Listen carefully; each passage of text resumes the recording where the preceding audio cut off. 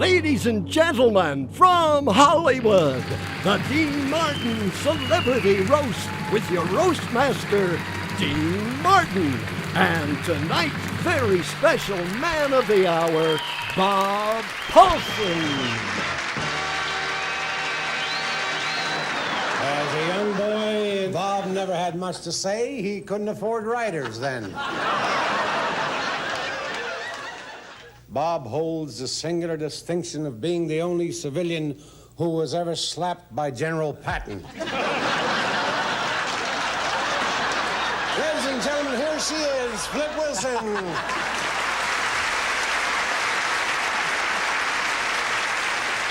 At first, I'd planned to talk about Bob's contribution to the advancement of black people. So I did a little research. And I found out that, Bob, you've stiffed us. Then I remember there was one area where he must have come across with a little bread for the brothers. I said, there had to be this one area. I mean, this had to be a lock for us. So I checked it out. Nothing. Found out he washes his own car. So my subject tonight will be golf. At least we have that in common, Bob. I play the game, too. I don't have to tell you what my handicap is. You told me when I tried to join your club.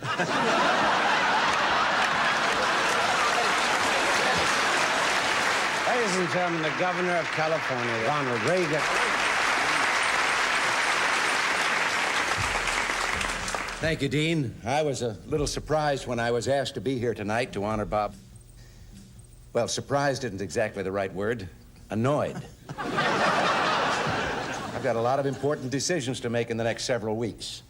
Like, do I go with Beacons or stick with U-Haul?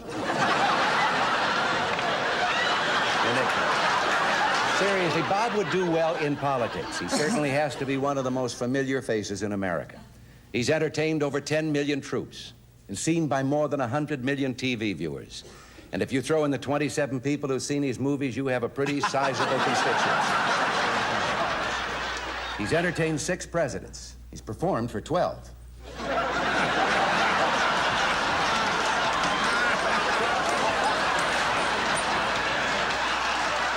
Seriously, Bob, I know that over the years you've received many tributes and awards, and it gives me great pleasure to tell you that in honor of this occasion, the state legislature has unanimously passed a bill naming you California's foremost citizen.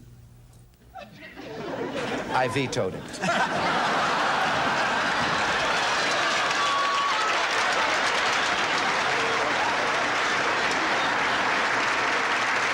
Our next guest is America's favorite Western hero, John Wayne.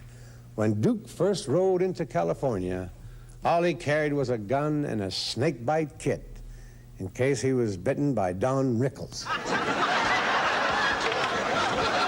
And now Duke's up in Oregon filming his new movie. See if you can spot the clever way he sneaked in a plug for his picture. Ladies and gentlemen, here's my old buddy, John Wayne. Hi, Bob. This is John Rooster Cogburn on location in Bend, Oregon, filming the sequel to True Grit, co-starring Katharine Hepburn, a Hal Wallace production, Wayne. Did I do that okay, Dean? Perfect, pal. I'm really sorry I couldn't be there with you tonight, Bobby. You know that one of the great disappointments of my career is that I have never been able to make a picture with you. It's about as disappointing as not doing one with Jane Fonda.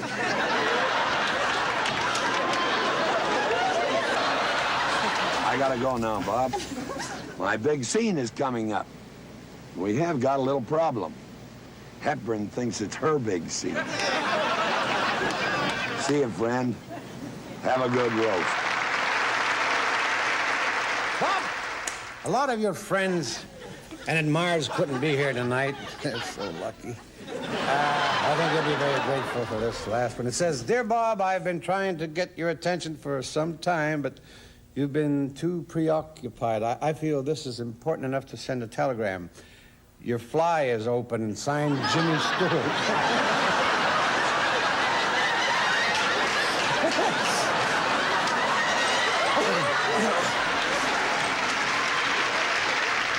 Our next guest is Billy Graham, a man known all over the world, and he and Bob have been friends for a quarter of a century. I count Billy Graham among my friends, too, even though the first time I shook hands with him, one half of me went sober. It is now my pleasure to introduce the Reverend Billy Graham.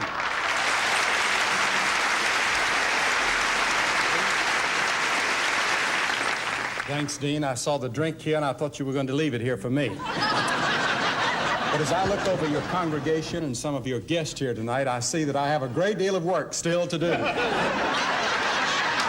one of the reasons that I think that Bob has lasted is because of his genuineness.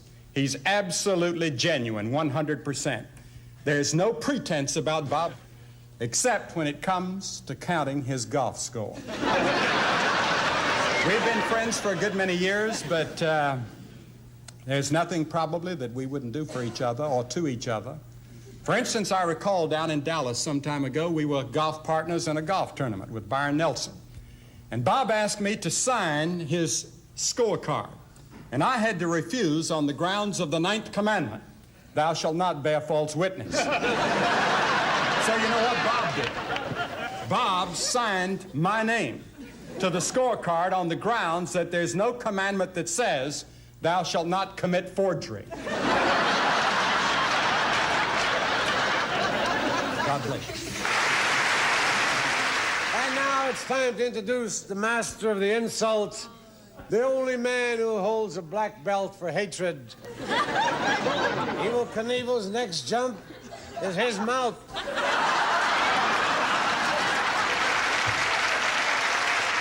Ladies and gentlemen, I hope you've had your rabies shots, because here he comes, Mr. Don Rickles.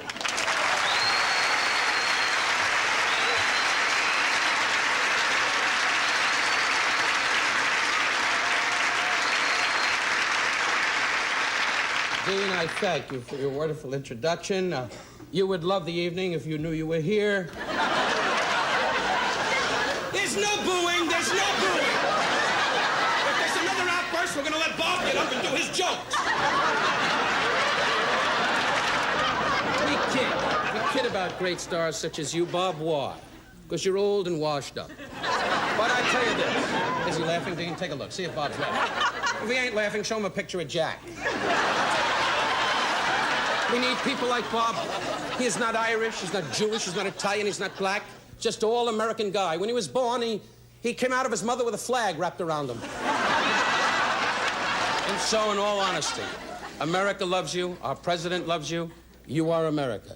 And to you, Bob, may God be good to you and yours. And I thank you for letting me be part of this dais. On behalf of my wife, my children, I am delighted to say I know Bob bless you. There have been so many attacks on Bob tonight, we figured we should call in a mediator. Ladies and gentlemen, it's my honor to present from Washington, D.C., our Secretary of State, Dr. Henry Kissinger. Thank you,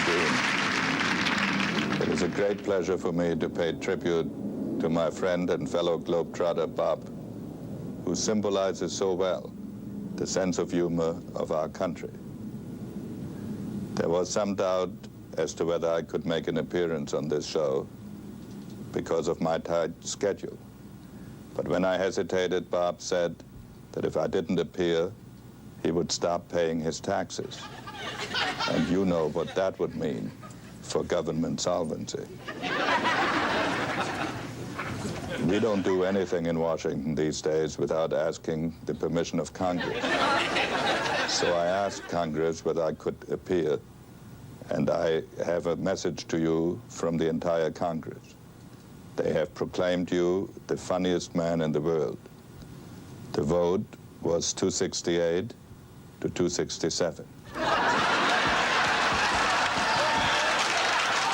I think we can all agree that Bob's humor, his joy and laughter and humanity represent something universal in the human spirit.